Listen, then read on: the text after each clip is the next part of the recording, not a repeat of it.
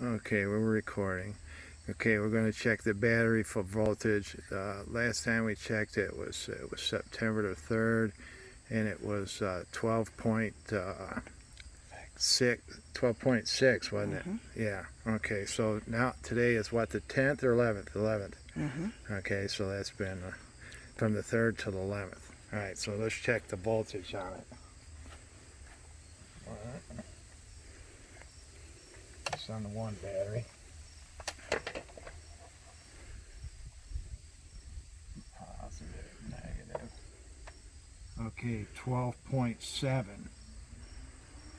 That's a pretty good number. That was better than...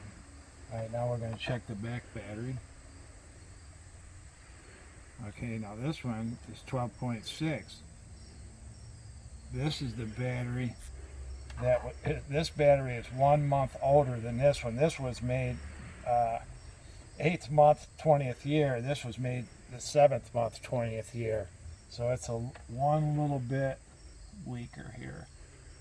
Well, no, I got 12 point, well, it's jumping 12.6, 20.7.